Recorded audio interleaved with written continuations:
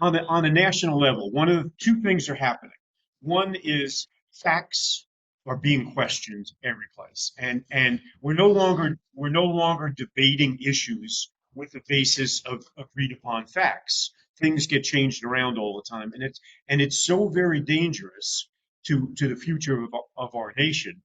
Um, and one of the reasons that's happening is because the integrity of the press, not just my newspaper, but newspapers and television stations all throughout the country, they have been challenged and they have been undermined. And that is, it's mostly been done by politicians who understand that they are stronger in this country if they are not questioned and if people do not believe the criticisms that are placed out there on the public agenda. And it befuddles me how real things happen and supporters of one side or another don't agree on the very basic facts. But what's happened, let me just explain a little bit about what has happened to undermine what has happened with the press. It's not just that the facts have been questioned, it's that it happened at a really bad time, that the economy of media has been turned upside down. And this may be more detail than you really want to know, but the way that television stations and newspaper companies survive is financially they sell advertising. It's not from the delivery of their newspaper that they generate any profits. That just covers their expenses to get a newspaper out there. And I have owned, I was part owner of the Chronicle, and we also own television stations, CBS stations around the country. So I'm familiar with the economic model of how both of those work. And we've done it to ourselves because let's back up a minute. The internet was introduced in Citrus County in 1993. You know who did it? The Chronicle. It was us. It was me who met with very early on with folks who had this concept of a dial-up internet. You needed an open telephone. It was very cumbersome. We would hate it right now. Well, we introduced it in Citrus County and didn't understand the impact that it was going to have on our society as a whole. And it has been, it has really been incredible what has happened. Um, the introduction of news via the internet didn't happen for 10 years after that. And by then, we were out of the business. We couldn't compete with the phone company or the cable television company or all these other people that were selling internet services. But it was a very profitable endeavor for a short period of time. But what happened is, for those people who want to introduce news, who want to make believe that they're news reporters, what has happened is it's lowered the bar of entry. Anybody can have a news site. I could put up a new news site in Citrus County in 3 days, and you couldn't tell the difference between any other news site that was going on out there. It's much easier. When we first introduced the Chronicle as a daily newspaper back in '86, we had to invest millions upon millions of dollars to do that, and so the barrier to entry was very high. But what we had was St. Pete Times, Tampa Tribune, Ocala Star Banner. They all wanted to be the newspaper of record of Citrus County. And we sat around a room one day and just said, listen, we're either going to be run out of business by one of these big guys from a big town that have a lot of money, or we're going to come up with the money ourselves and figure out how to put out a newspaper in a competitive way and fight off these big city papers. So it was a great time for journalism in Citrus County, the '80s and the '90s and the early 2000s, because we had four newspapers operating in Citrus County. Eventually, the other three ended up leaving the community, and we ended up becoming a profitable, strong company. But it took a lot of investment, and that's not what exists today. It's much easier to enter the competitive situation. Here's you know when you go back and you look at the political side of things and how this has been, we have people right now on the national scene especially, and you see it locally too, with very strong opinions. But strong opinions are loud; they're not necessarily right. But what's happened is we've lost our ability to analyze things in an appropriate way. And I'm sorry, I have notes, and I'm not great at that, but the free press has been turned on its head by this stuff. The problem is, and let me admit, there's been an ebb and flow to the media in the United States from the very beginning. Did you know that Thomas Jefferson, okay, from the very beginning, when he was asked about the future of the country, he would tell you that that that newspapers were one of the most important institutions there were. The fourth estate, the ability to have somebody else questioning what was going on at the three other branches of government. Uh, and you know what else? Thomas Jefferson absolutely hated his local newspaper editor, and constantly gave him a hard time because they were very political. And back in those days, you go back to when America broke off from England. One of the reasons we did it, and one of the reasons we as a nation came together, was because we had a press that absolutely railed against the king and against England, and because of that, um, we drew people together, that common enemy. But our nation was still very, very fractured at the time. Uh, I've been reading I read a lot of books about early American history, and one of the ones I was just going through recently um, talked about how slavery managed to make its way through uh, through the original creation of America. It was on the table, and the founding fathers, especially those in northern states, knew that slavery was a ridiculous thing that needed to be abolished, but they didn't know how to get there because the southern states were still so dependent on slavery and their economic model, and they didn't want to give that up. So there was a compromise that actually said in the beginning that said slavery will be done away with in 1804. That's our agreement. And Benjamin Franklin was really the guy that hammered this through. Um, Unfortunately, while the Constitutional Convention was happening, and while the early George Washington was first getting elected, Benjamin Franklin manages to die, and we lost that thread of doing away with slavery, and it created such anger. And George Washington knew from the very beginning, as did Jefferson, that we would end up having some type of conflict internally to do away with slavery. But they couldn't get there. They couldn't reach the compromise because what they didn't want to do is devalue the fight against England. But I'm digressing on that. Let me get back to um, even uh, before World War II. Much of the press was very much controlled by powerful institutions and powerful individuals. You've heard of William Randolph Hearst. He ran Hearst newspapers throughout the country. Very powerful guy. It was all about William Randolph Hearst. He was about running a successful business and making lots of money. It really wasn't until the end of World War II that the press circled back around and started to become very independent from political parties. Back in the day, especially in big cities, news media was run by those who ran the big towns. In New York City, the papers were definitely run by whichever power was in place. Same in Chicago and San Francisco and Boston. You can do the history of all of those towns.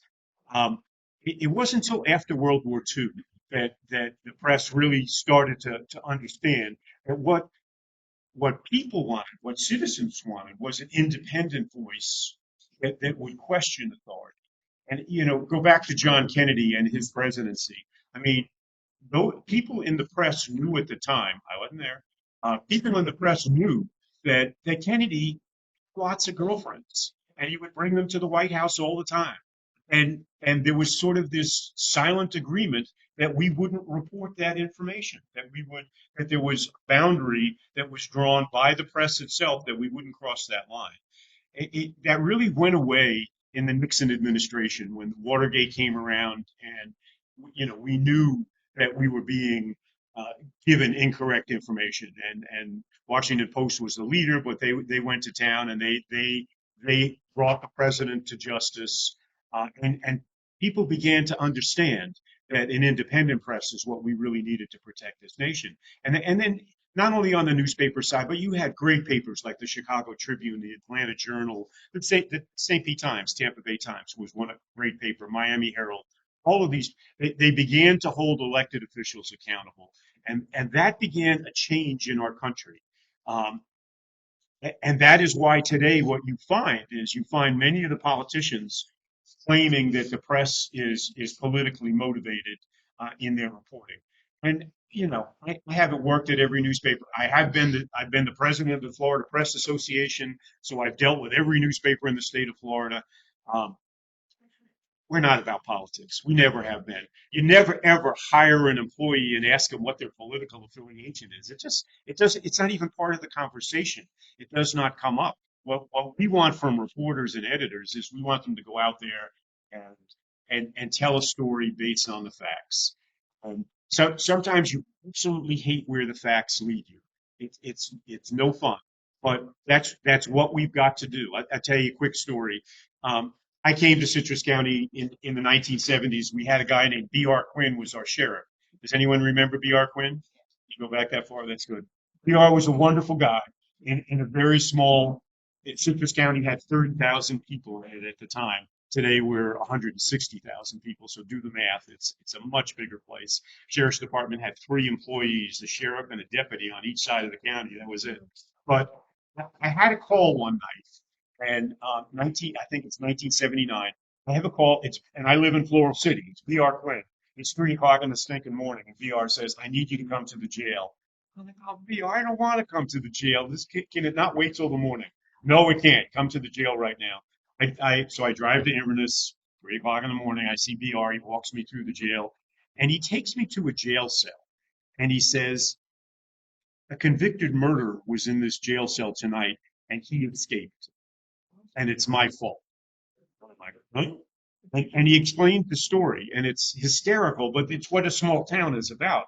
The guy who escaped, his name was Bruce Burcham, and he was the best tile man in Citrus County. Uh, he had shot and killed somebody in a fight at a bar, got convicted, was back in Citrus County because his sentencing was being reconsidered. But the Burger King was going in on the hill over by where the Winn-Dixie is, and they didn't have a tile man to put the tile down. So they agreed that Bruce Bertram could leave the jail during the day and put the tile down while he was waiting to be resentenced. And one night, Bruce, being the nasty guy he was, snuck out of the jail and was gone.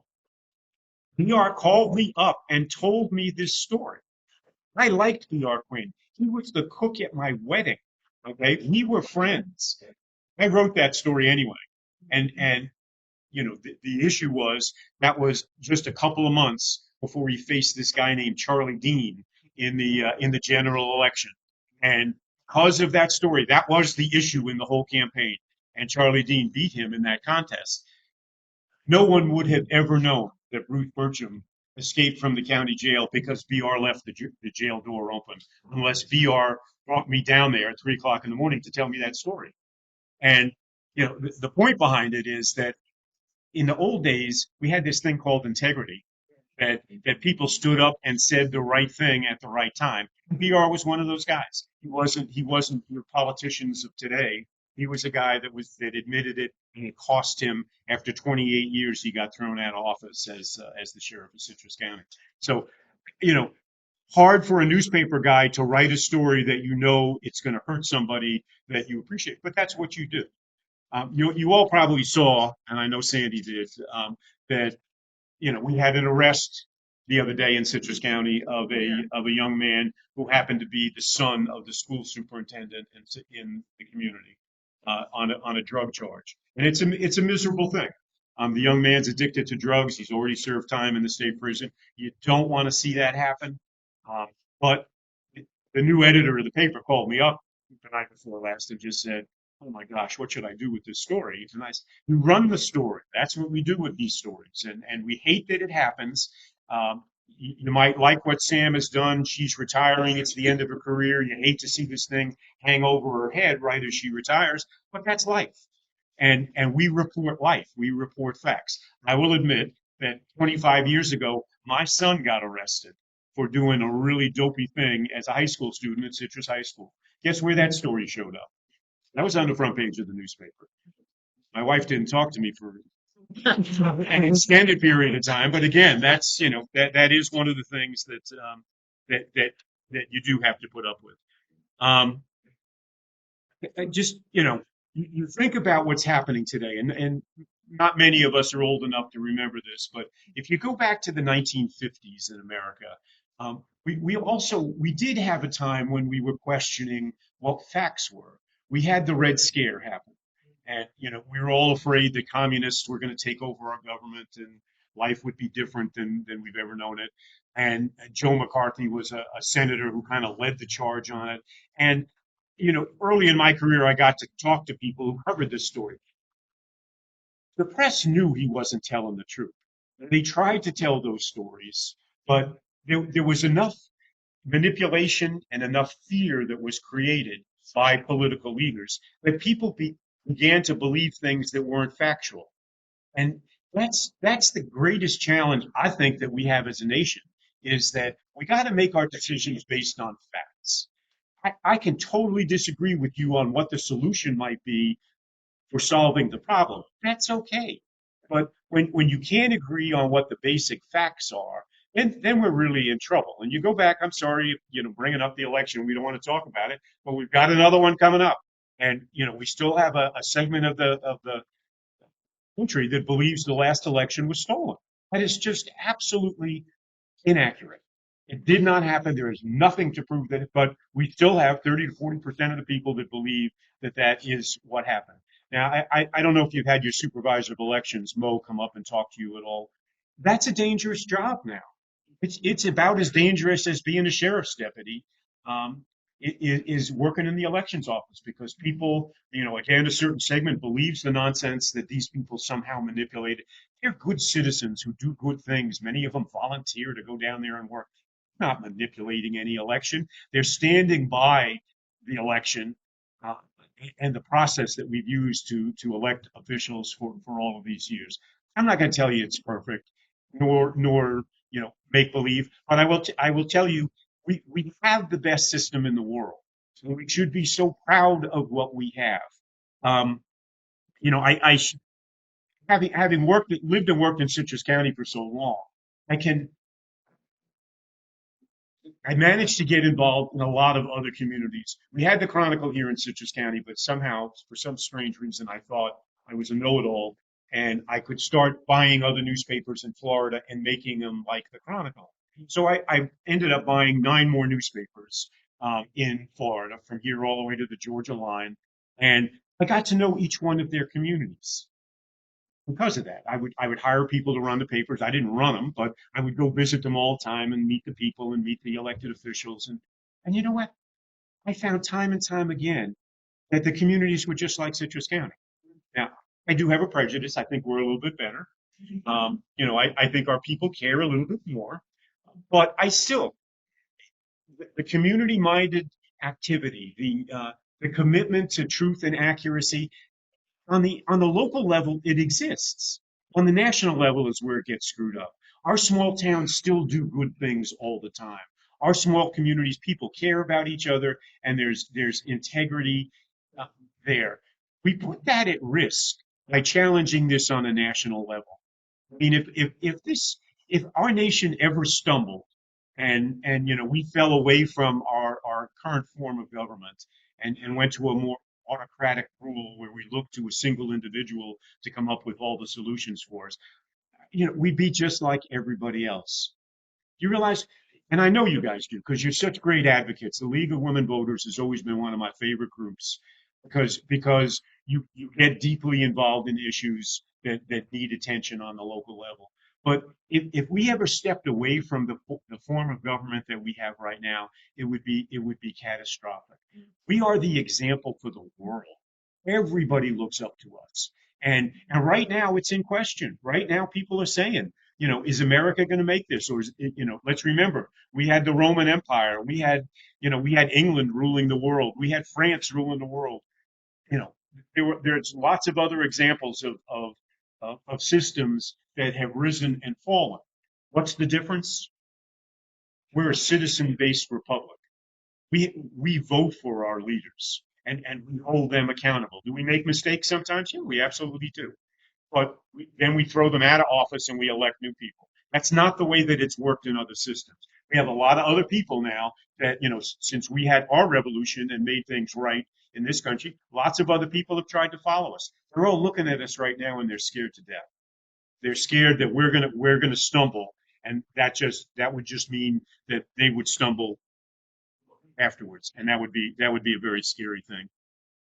Um, you know, I did share that one of the funny things about Citrus County, a couple of quick Citrus County stories, if that's okay. I came here at a time when we were just getting over segregation. Not that we're totally over segregation, but back in the 1970s, we had Brown versus Board of Education Supreme Court ruling. Schools have to be desegregated and public facilities have to be. We didn't actually read that until the 1970s in these communities, and so it took us a while. And one of the funniest stories that I was semi-involved in. Anyone know the name Reverend Leroy Bellamy? Okay, Reverend Bellamy was a wonderful guy. He was a black preacher who lived on the east side of the county, and he was the leader of the civil rights movement for a lot of. When I came here in the 70s, I got to know him really well, and he told me a story one night that after the Brown versus Board of Education ruling in Citrus County, we used to have water fountains downtown, and there were two water fountains, and one said for whites and one said for blacks, and that went on for years. After all the court rulings, and the federal government saying you got to stop this, this is nonsense. We're gonna. It came down to we're going to cut all your funds off if you don't start paying attention to the rules. So we went to a single water fountain in Citrus County. The Chamber of Commerce, and I'm the former president of the Chamber of Commerce, so I can say this. They'll be mad at me, but the Chamber of Commerce took it up that what they were going to do is because we only had one water fountain now for whites and blacks, that every morning somebody from the Chamber of Commerce was going to walk around town and put Dixie cups on each one of the water fountains so that white people did not have to drink out of the same water fountain as black people. And Reverend Bellamy told me this story, and he said, "I stopped it." And I'm like, "How did you do that, Reverend Bellamy?" And if you knew him, Reverend Bellamy, short guy, I think he lived to 103 or something. He was ancient even when I was talking to him. What he did is every morning after the Chamber of Commerce walked around town with the Dixie cups, he would follow him around with the shopping bag, and he would pick all the Dixie. And he had a church in town. He took me to the shed behind his church. There were thousands of Dixie that were stuffed into this shed. It's now we didn't march in the streets, but he stopped it, and eventually the chamber gave up on that ridiculous idea.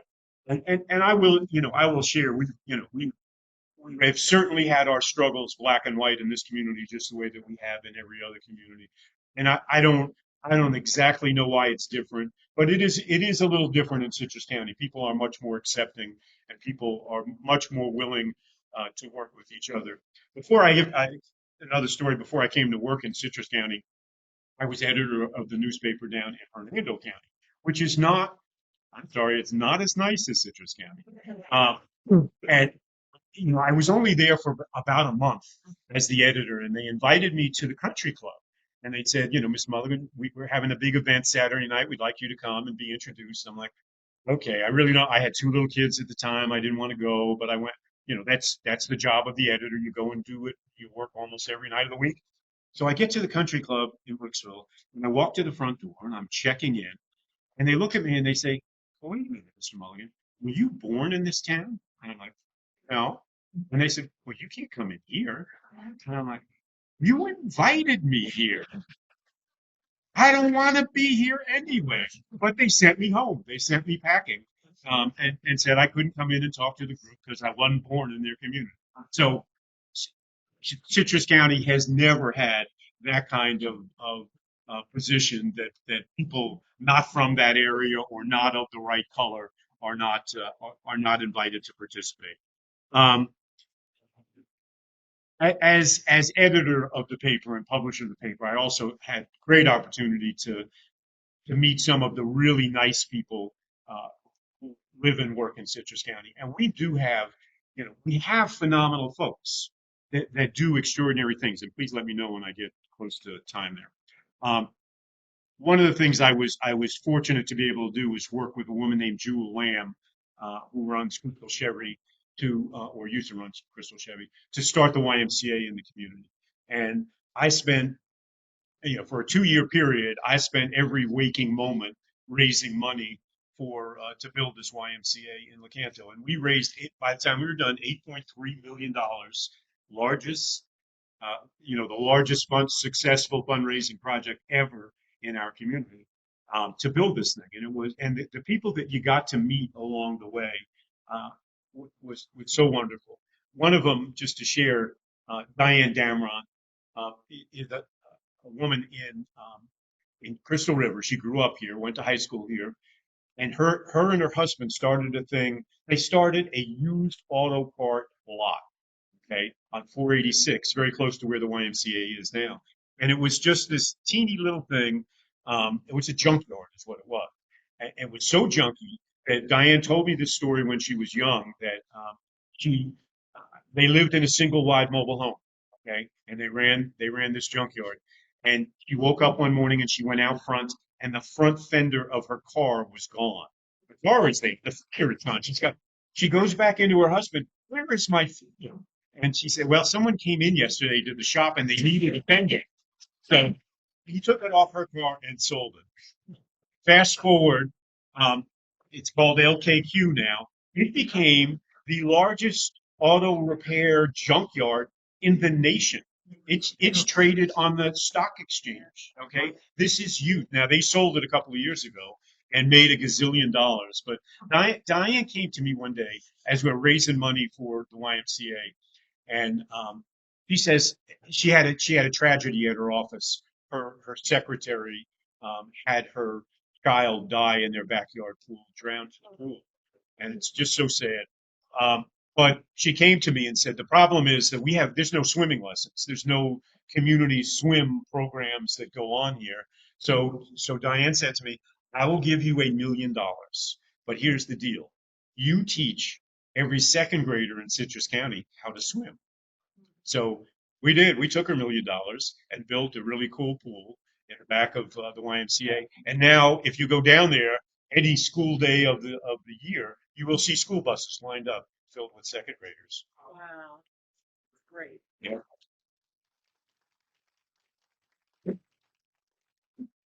Yeah, she was an amazing people, but there are so many other examples that we have, and it's small towns coming together to do things and to not lose focus on what is important. We may have our political differences way up here. Down here, we kind of agree on the same stuff. You remember the story of Three Sisters Springs in Crystal River? Three Sisters is now the most popular national wildlife refuge in the state of Florida. We get more visitors than any place else in Florida. And it's beautiful. I was there this morning. I have my grandkids are visiting me, and I rode bikes in. But go back to 1990, mid 1990s, there was a wonderful condominium project planned for the property. And they were going to fill Three Sisters Springs itself up with all of these little piers for people to put their fancy boats on. Um, and at that time, the community came together and just said, no, we cannot let this happen. This is one of the jewels in our community. We're going to protect our jewel. And a group, Lace Blue McLean. Some of you probably know Lace. She's a yoga teacher in Inverness and does a lot of other things. And a guy named Andy Houston, who was the city manager of Crystal River. These two guys came together and formed this, very tight group that managed to raise a bunch of money and get a lot of government agencies involved in this, and they protected it. And we have now created, this incredible jewel that we have in Citrus County. The exact same thing happened at Homosassa Springs Attraction. It's now a state park, but you go back into the 1980s, and somebody else wanted to turn that into a condominium project. I think sometimes that's the scare tactic that they use to get everybody used to about protecting things. But we had a county commissioner at the time, John Barnes, and John was one of the leaders. He was from Homosassa, and he only tried to punch me once in his entire career. Um, but he led the charge to raise money to buy that property, and now we have the state park in Homosassa Springs. It would not be there if people did not stand up together and make that happen. Okay, I have rambled enough.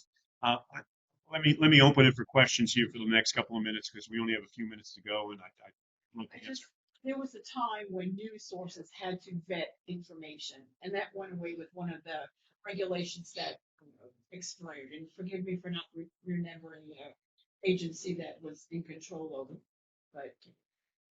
You know, the question was vetting news sources, and that there was an agency that was involved in vetting news sources. And really, it, it was a private agency, though. I mean, it was not, it's never been a government agency. The government has always and should always extremely dislike the press. Because we are not there to be their friends. We are there to report what goes on, or to poke them in the eye when they need to be poked in the eye. What was a problem for a number of years is the use of anonymous sources in news stories. And at our newspaper, I think we did that one time in 40 years. And you know, it's in most cases it's lazy. It's just not going out and getting enough backup on information that you're given, or finding documents that can back up what you want to print in a news story. So um, I'm not a big fan of printing information that says a source told the Chronicle today, yakety yak. No, you deserve to know who the source is. You need to know where that information is coming from. That's why sound off gets me a little bit. It's I'm not a big fan. And who started sound off? Oh, that was me. That's right. But when we did that, we would only print about 50% of the things that were called in, and then we would always keep a little book on the side of all the crazy sound offs we got. And when we were depressed, we'd read it and we would laugh like crazy. But now a lot of those things are printed, and I don't, you know, I don't think it's fair for me to call in and say, Sandy is a terrible school board member and she did X, Y, and Z, and then not leave my name and not leave any, Right. any real facts. That's not acceptable. So, some news organizations still do that. Most credible news organizations don't. But that's our own rule. That's not because somebody else is holding us accountable. Other questions, other thoughts? Do you see a way for us to get past this disbelief and of the facts? Yeah, is there a way to get past this current disbelief of facts that we have right now in the nation? And I'm going to throw it right back at you, because where it sits is with organizations like the League of Women Voters. It's and it's not an easy process, and it's a long process. But what needs to happen, and I had written down here and didn't say it. There are challenges out there in our community that you all can handle, and that is delve into issues and hold public discussions about issues that are important to the community. Bring experts in and have panel discussions, analyze these things, let people disagree with each other, not by saying you're an idiot or you're a moron. We don't need personal insults. What we need is, I disagree with the facts that you get, and here are my facts, and here's where they come from. Um, it doesn't have to happen the way that it does. So many of the things that are said right now, and people believe them because there's a fear in this nation. We went through the last 20 years, and we've seen a lot of things happen on a national level, that create fear, especially for people like me, old white guys who are in this community and are stakeholders in the community. There's a whole new group, mostly women, who are now taking control of our government. I don't think that's a bad thing, but I think that people who are in power often, um, they'll say anything or they'll do anything to retain their position. And what we're seeing it with Obama. We're seeing it with immigrants coming into the nation.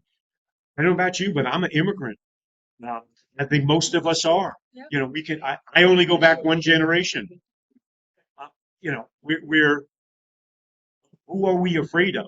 You talk to businesses right now on the issue of immigration, not to digress, but They're scared to death that we're going to cut off immigration because they can't find workers. Right.